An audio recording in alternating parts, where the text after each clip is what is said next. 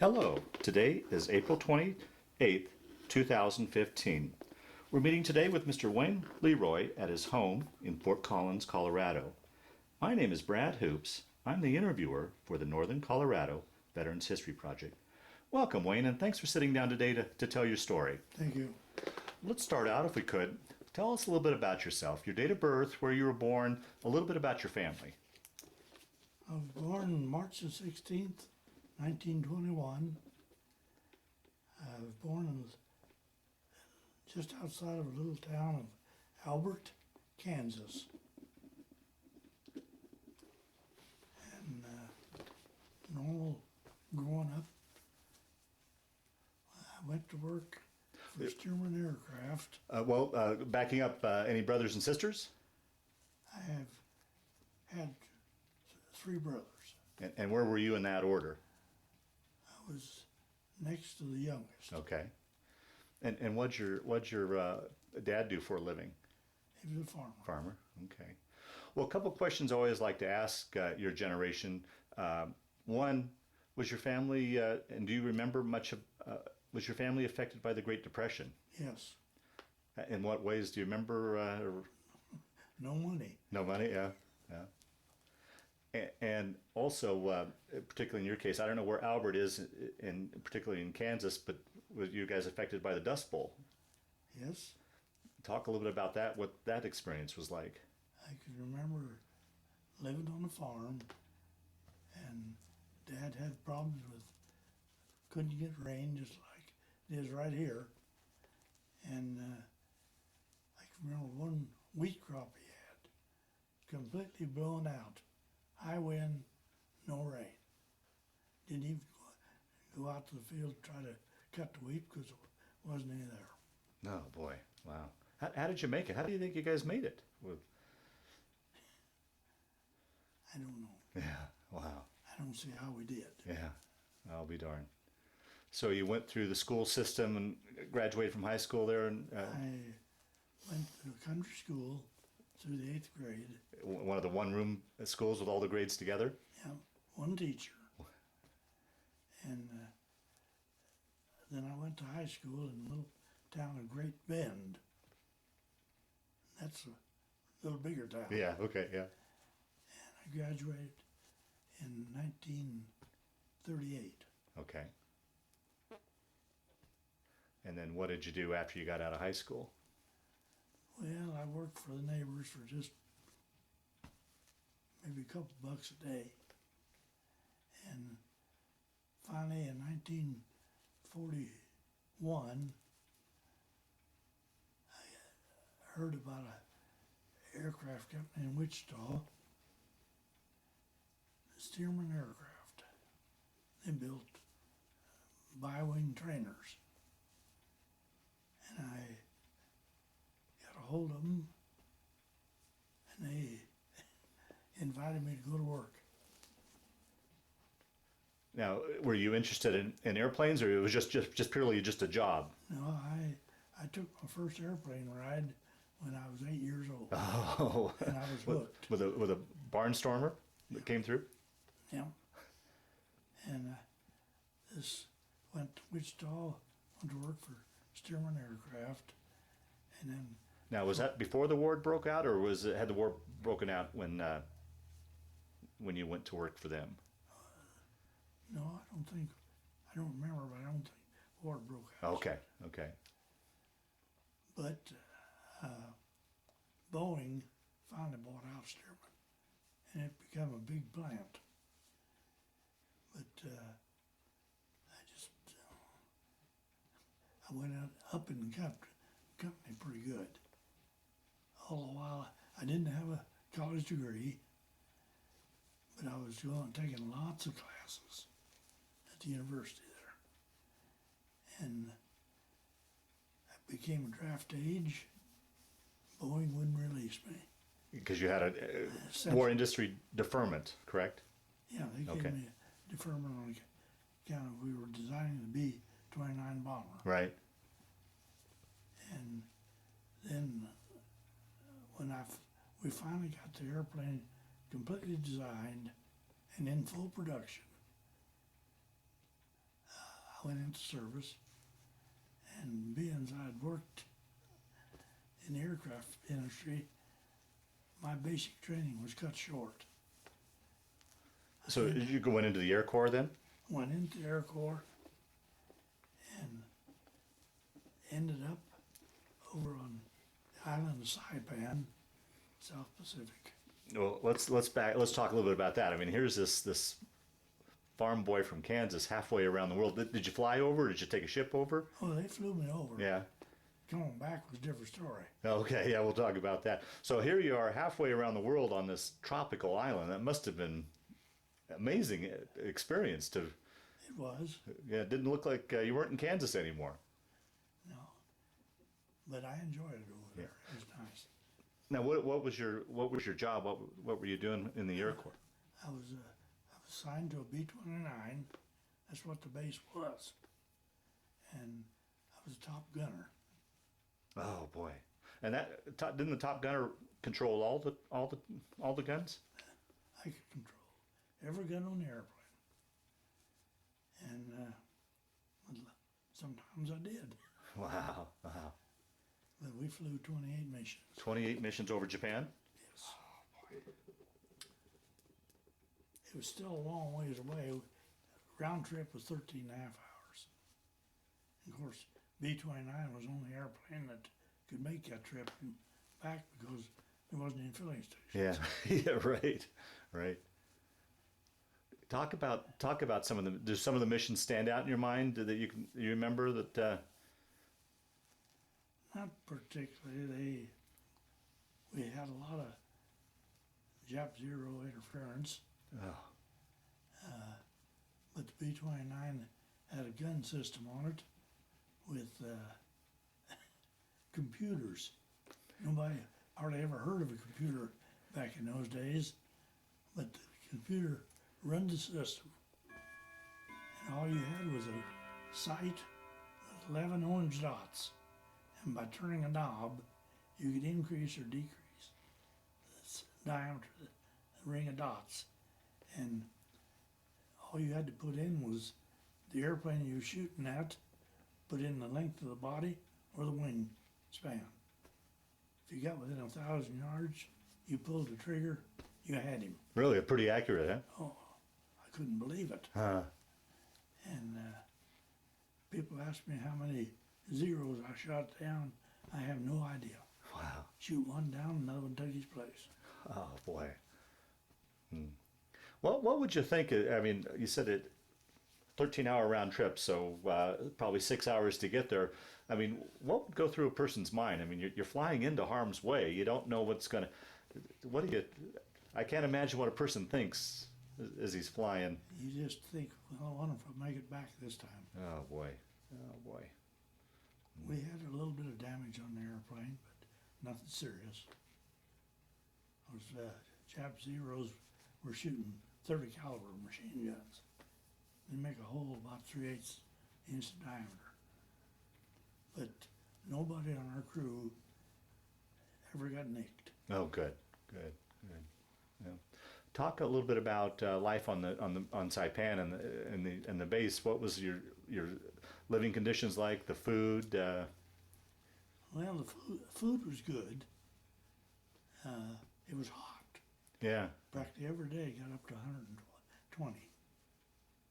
Of course, no air conditioning. And Worse than the humidity in Kansas. 100%.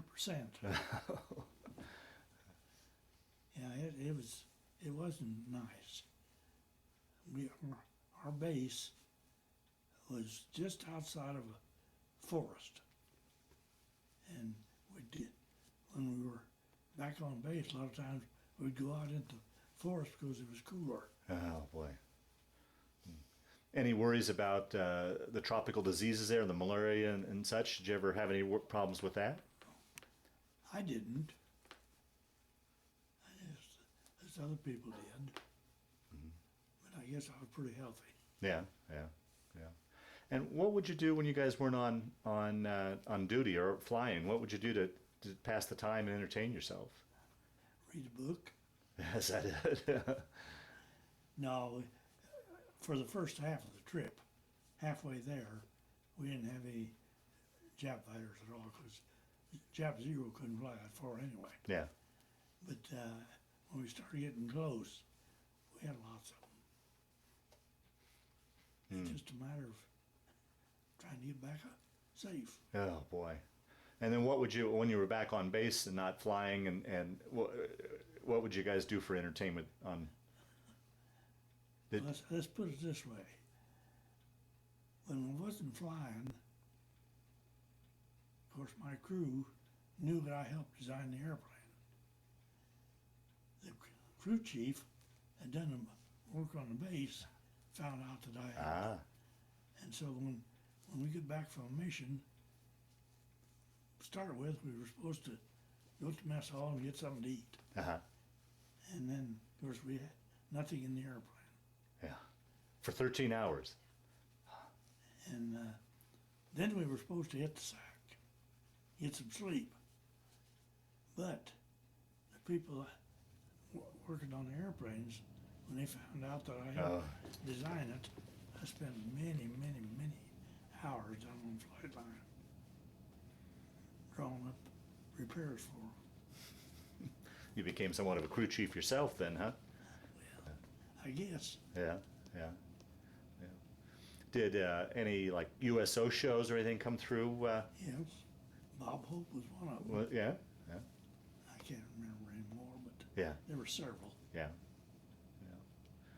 yeah. And talk about a little bit about communications. I mean, in today's age, we've got cell phones and computers and such.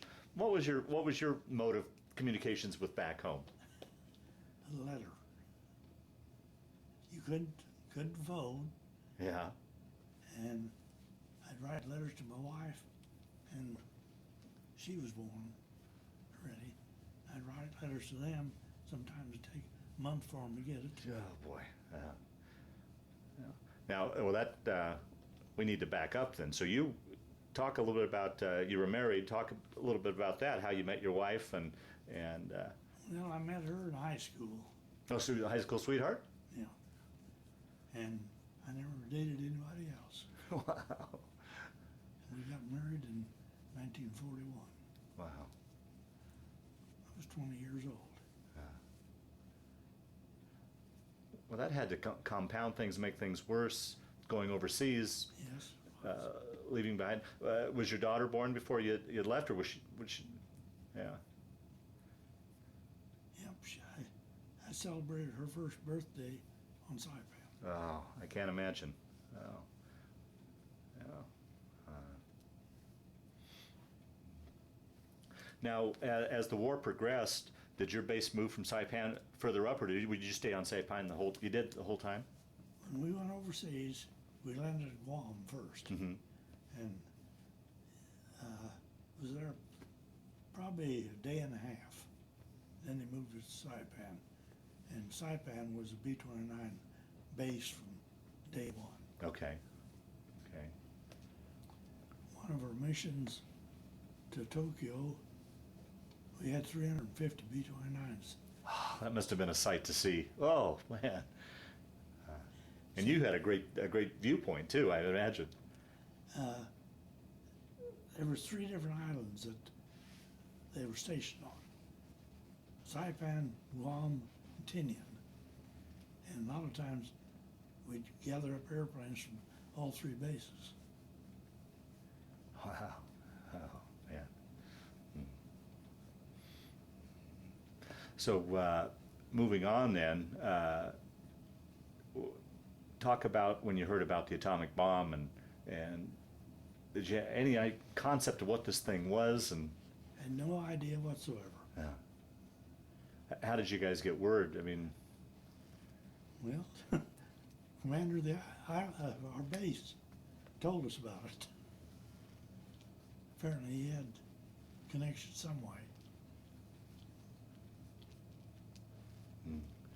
My last mission, when the war was declared over, we were in the airplane, loaded with our bombs, ready to make a mission. And they'd come over the air, we never left. Oh, that's when you, oh boy. Oh, there must have been sense of relief. I can't It imagine. was, Oh, I can't imagine. because it was getting the place where Jap Zeros were really thick. But they were easy to knock out of the air too, because they were cloth and plywood. Wow. So was there a big celebration on the base that day then? Yeah, Sure was. yeah. How much longer then were you overseas after the war ended before you? And I finally left Saipan to come back in the early part of May of '46. That much longer after the war? Well, You didn't have enough points to. I didn't have enough points to get home, and there was no hurry to get us home. Well, for them, it was a hurry. For you, of course, you wanted to get home. Yeah. Wow. And you. But they put me on a boat to come home, flew me over, Right, right. but come back on a boat. Seemed to me like it was about 3 weeks on the water. Well, that begs the question. Once again, here's this landlocked Kansas farm boy going to sea. Did you get your sea legs, or how was that trip home? You know, it really didn't bother me. Oh, really? Huh? In fact, we had guys get airsick, but I was never airsick. Yeah, yeah. So 3 weeks at sea to get back home. Oh boy, where did you come into the States? San Francisco. Yeah. And what I always hear, that was always a wonderful sight to go under the Golden Gate Bridge, and That's right. oh boy, it must have. I can't imagine the feeling of being back in the States. Then I got discharged in Utah, I think. Sounds right. And then you took a train into Hoisington. Yeah, I got out of the service on a Thursday in a little town of, well, took a train, like she said, to the little town of Hoisington, which is in the middle of Kansas. Mm-hmm. And immediately went back to Wichita. Got home on a Thursday, went back to work for Boeing Monday morning. Oh, jeez. Well, talk about that homecoming, getting back to your wife and your baby. I mean, I can't imagine what that. How long had you been away overseas? You left in May of '44. And So- Roughly 2 years then. yeah, 2 years away from home. But I was anxious to get back to Boeing because they paid a lot more than the military. Yeah, I'll bet. I Yeah. never got more than $96 a month as a staff sergeant. Wow. Where did your wife stay while you were overseas? Did she move back with her family, or where did? Yeah. Daddy, you should tell him about you should tell him about, excuse me, The mission the mission where you were, ran out of gas. yeah, where one wing got hit. Yeah, we got 2 engines knocked out on one airplane on the slim side. Pilot got me on the interphone and he said, "Where do you think we ought to land?" And I said, "On Saipan." He said, "You realize we only got 2 engines and both on the same side?" I said, "Yeah, it'll fly." And they said, "Why don't you come up here at the front?" And so I got off my little pedestal I was sitting on, went up front and told him how to set the throttles to get the best mileage. Wow. And we got to Saipan, we had gasoline left. I'll be darned. tell him about the gas. The Tell him gas. The siphoning the gas. Oh, what happened, he said, on just two engines, the engines are gonna have to work full capacity. And I said, yeah. And when we were probably an hour and a half out of Saipan, he called me again and said, we're gonna run out of gas. And I said, well, transfer it from the right side tanks to the left side. And he said, I tried, it won't transfer. He said, apparently we got wiring bad. So he said, you see if you can do something about it. So I went up, sat down in the engineer's position, tried transferring, he was right, it wouldn't transfer. But in the plant, when we were building the airplanes, we used a different procedure. Oh, wow. And I tried it and it worked. Yeah, how lucky was that to have you on that crew? I mean, otherwise, what was their option? Had we taken Iwo Jima by then? Could they have landed in Iwo, or were? Oh boy. No, we landed in the ocean. Oh boy. But we had fuel left when we touched down the sci-fi. Oh wow. Yeah. So if you hadn't been on that flight, more than likely they would have had a ditch in the ocean then. Huh? Well, this was, when we landed, pilot was first out of the airplane. He came around and shook my hand and he said, Wayne, he said, if it hadn't have been for you, we'd been out there swimming. And I said, yeah, and I don't swim good. Oh wow. Hmm. Is there any other stories you can think of as while we're back in the war? Yeah, remember, you saw them loading the Oh. atom bomb? Oh, wow. Didn't know what it was. Yeah, see, they loaded that in an airplane on the island of Tinian, which we could, from our base on the south end of Saipan, we'd look right over and see what was going on. And I watched them. I couldn't figure out what it was. The airplane was sitting there, had MPs all around it, but they were all facing away from the airplane. And that was peculiar. Yeah, yeah. And I just kept watching, saw them bring the bomb out, load it in, didn't know what it was, till we heard about it. Wow. Wow. Eyewitness history right there. Oh, that's amazing. Now, of course, everybody had binoculars, so we could see pretty well. Yeah, yeah. But all those MPs were facing away from the airplane. Oh, interesting. I'll be darned. Hmm. So jumping forward, so you're back home. You go back to work again. I don't know if I asked you. Was when you got home, what was it like to see your wife again after 2 years? To see your daughter, did she even know who you were? And did it take a while to warm up for her to warm up to you? And Well, it was.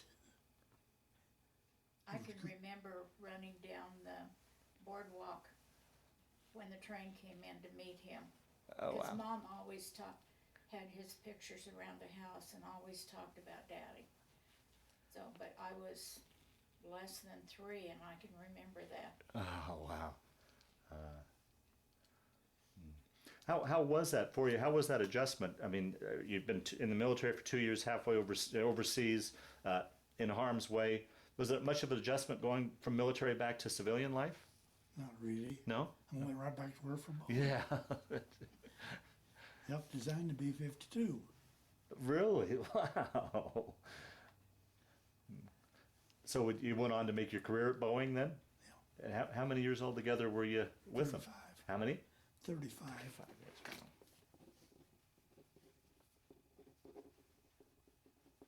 And I've been retired 36 now. Retired longer than you worked. Oh, good for you. Hmm. Well, talk a little bit about family. Oh, just normal family. Yeah. 2 daughters? 2 daughters. Yeah. How many grandchildren, great-grandchildren? Oh boy. Maybe they can help out here. There's 4 grandchildren, 4 great-grandchildren, right? And 1 great-great-grandchild.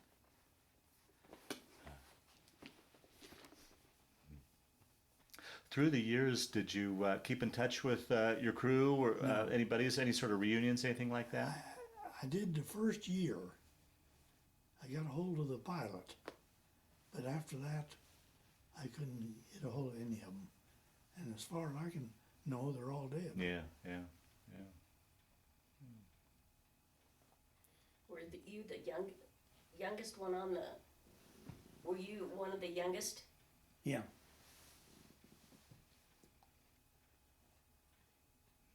You go to the reunions. You've been to some of the reunions. Yeah. Of the bomb wing. Well, Wayne, as we wind down this interview, is there anything I didn't ask you that you wanted to talk about? Any of the stories that have kind of floated to the top as we've been sitting here that you want to talk about? And I open up to you guys, anything you can think of that he's left out, so that ideally we round out your story as best we can, or do you think we did a pretty good job What of it? about the leaflets that you dropped over? Oh, yeah. I've never read it in any of the papers or anything, but towards the end of the war, we dropped leaflets over the city we were going to bomb next to tell them to get out and get into the country. And I assume some of them did, but we were trying to save civilians. But at the same time, didn't that kind of put you in harm or in a risk, because that gave the Japanese time to bring in their anti-aircraft? And At that time, we weren't worried about it. oh, is that right? Yeah. They didn't have many zeros left. Well, did they have? But well, what about like ground aircraft? Would you ever come under flak attacks, or would you be too high for that? Well, when we dropped that kind of stuff, we were too high. Oh, okay. The only time we were down low, we normally flew about 35,000. Oh, And then for bombing, when we tried bombing with 35,000, the northern bomb site wasn't good enough we had 250-mile-an-hour winds along ground. yeah. That's when I think they first discovered the jet stream. Yeah. Yeah. But eventually we started bombing 5,000 foot. 5,000. 5,000. Wow. You could hit the target pretty easy. Yeah, but it made that much easier for you to get hit, though. I would think with Yeah, with like ground. I said, the Japs had practically run out of zeros. And of course we had dodged flak from ground. Yeah. Yeah. What about your flak jacket? What'd you do with your flak jacket? And everybody had flak Right. jackets. We sat on them. Oh, okay. Yeah. Everything was coming up Right. below. Right. So did you fly any missions where you dropped things for people in the prison camps? We find that was after the war was over. Uh-huh. Yeah. Talk about that. And I don't know how they found out where these prison camps were, but we went to drop supplies and clothing, eats and stuff on several prison war camps. Wow. And one of them we think is where her dad was. Is that right? Yeah. Oh man. Yeah. I didn't hear you. We think one of the places you dropped rations was where my dad Yeah. was imprisoned. Wow. As you can tell, I can't hear either.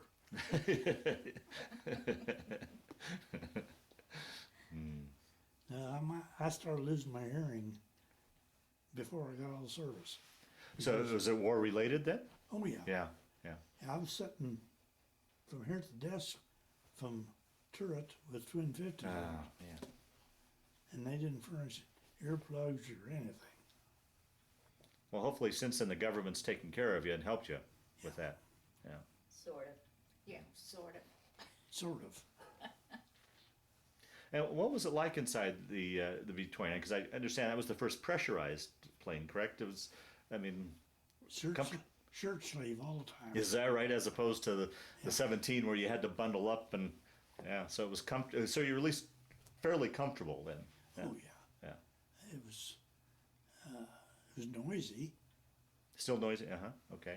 but mainly it was only noisy when you were in combat. There's my airplane up Yeah, there. we'll get a picture of that here in a minute. Yeah. And how big was a B-29 crew? 11 11? men. I was what they call the CFC man, which is Central Fire Control Operator. And like I said, I could fire every gun from my position. Hmm.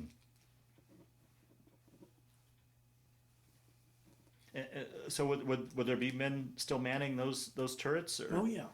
Yeah, and you would just override them, or how would that? Okay. See, there wasn't anybody except the tail gunner that was close to the guns. Oh really? Oh, it was all remote. Oh really? Oh, okay.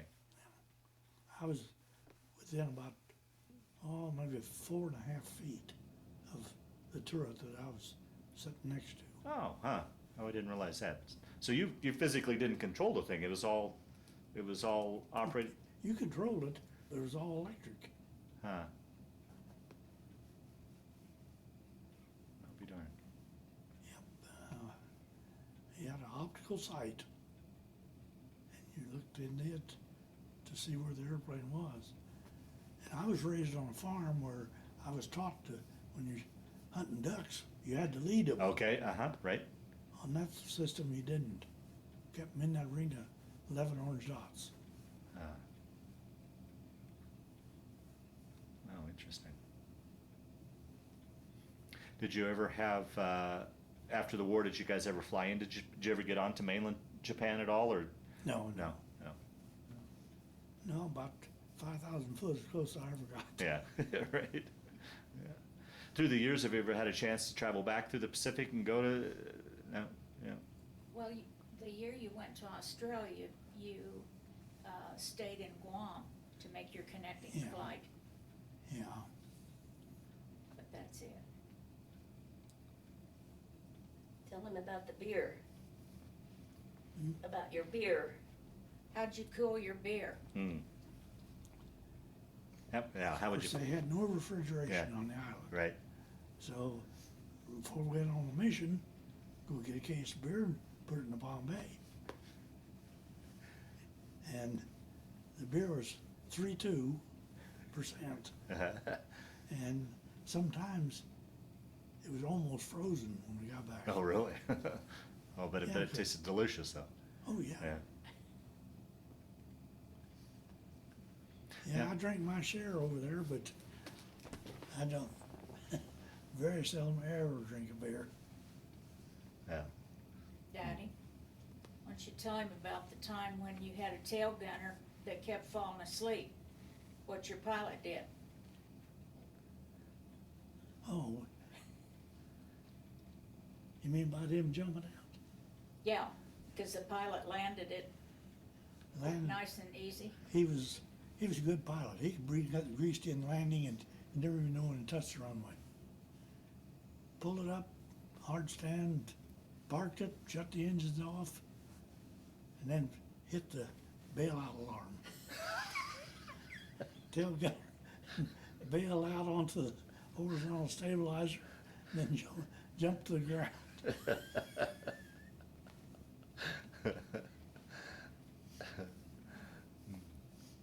Was there a lot of humor and jokes played on each other? Well, nothing Yeah. serious. Yeah, right. What about the rat? What about the rat?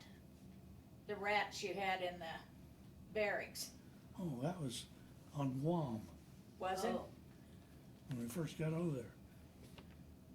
The forest was right next to the base. Rats come. I'm not kidding. Rats that long. I didn't even know they were rats to start with. Oh. There's lots of them.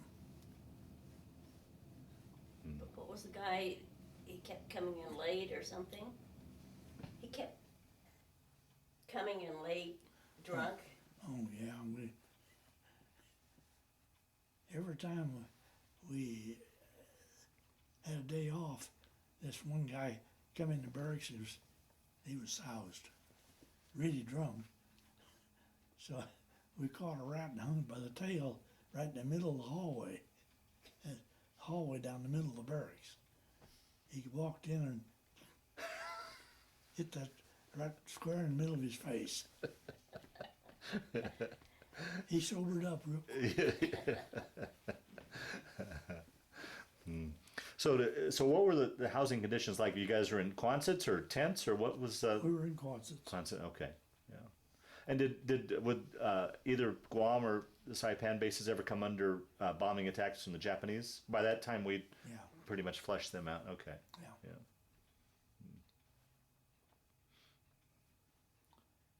No, I sometimes think I was pretty lucky. Yeah, no, you betcha. Yeah. Was there anything else we can think of that that we left out?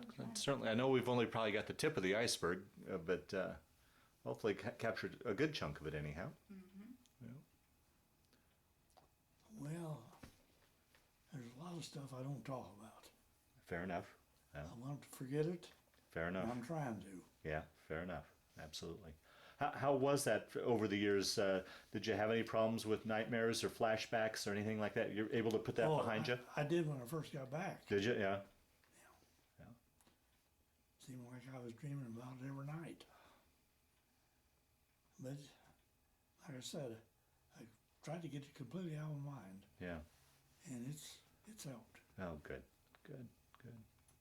Well, the last question I always like to ask with these interviews, how do you think that period of time when you're in the service and overseas affect your life, play a role in your life, change your life at all? Or do you look at it as just simply a chapter in your life that you went through? How would you describe that?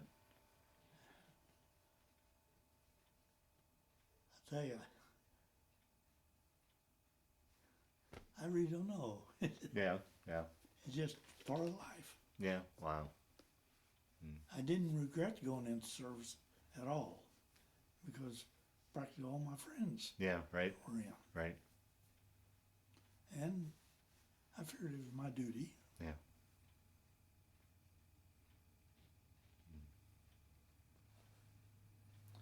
I've been back to Wichita, I don't know, it was a couple of years ago, and I went out to the Boeing plant.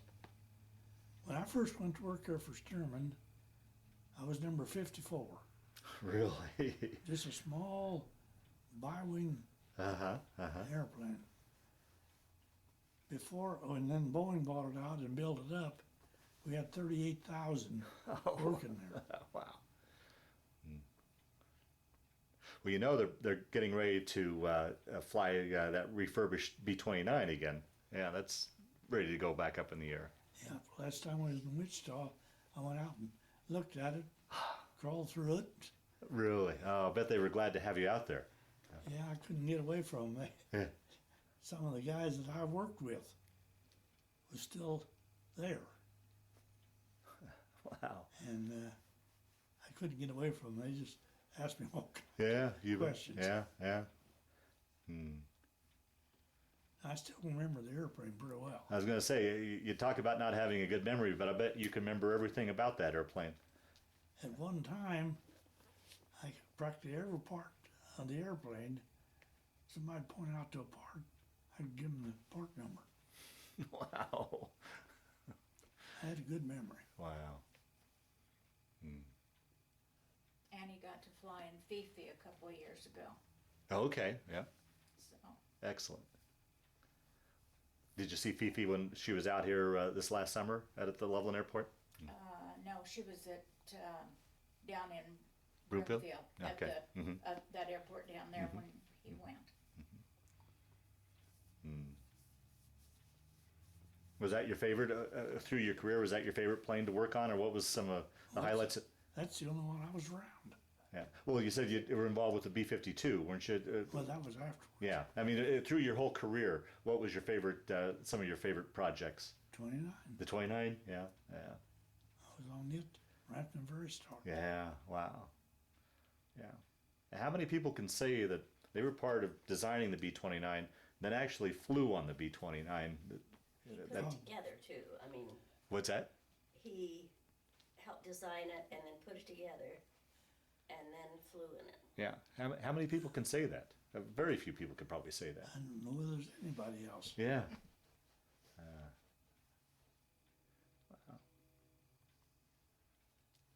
Nope, I've had a good life.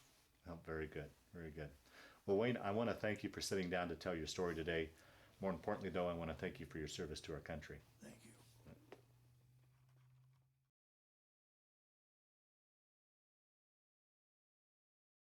That's a picture of me in the Air Force, shortly after I got in the Air Force. Okay. That's a picture of my crew, 11 of us. And where are you in the picture, Wayne?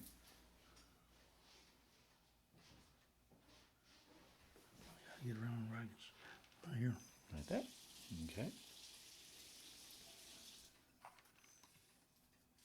That's a picture of my airplane that we flew all our missions in. How did it get named Slick Dick? Was it already named when It you? was already named when we got it. Okay. The crew had it before we did. Okay. Yeah. Now, in the beginning, there was a lot of problems with the B-29. Did everything get worked out in? Mainly engine. Okay.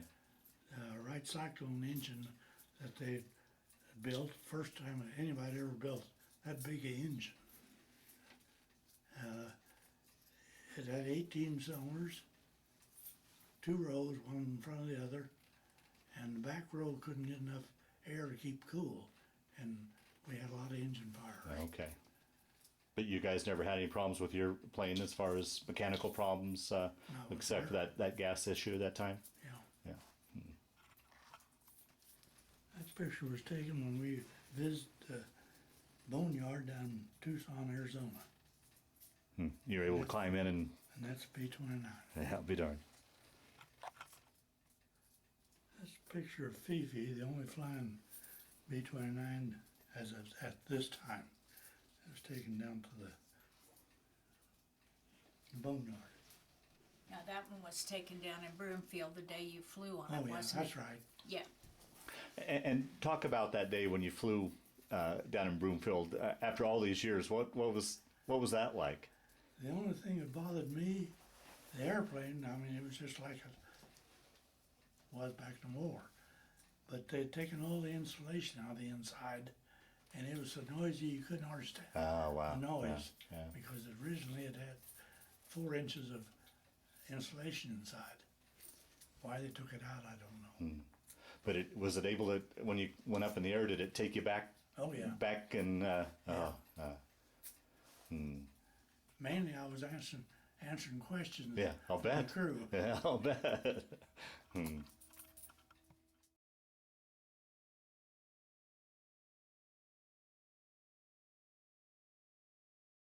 It's the only flying B-29 in existence right now.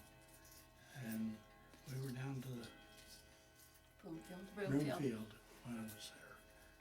And so took a picture with me and my daughters. Oh, nice.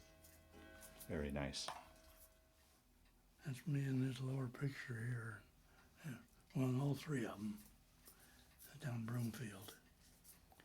I imagine just being grilled and quizzed by the crew. That's right. Yeah. That's me down in Broomfield looking at B-29 down there. That's B-29 that I flew in Fifi down in Broomfield just after we landed. The airplane that I flew in, my position was right here, about 4 foot, maybe 5 from the upper turret. There was another turret here, one there, and tail gunner. And I could, from my position, I could fire all those guns. I'll be darned. Wow.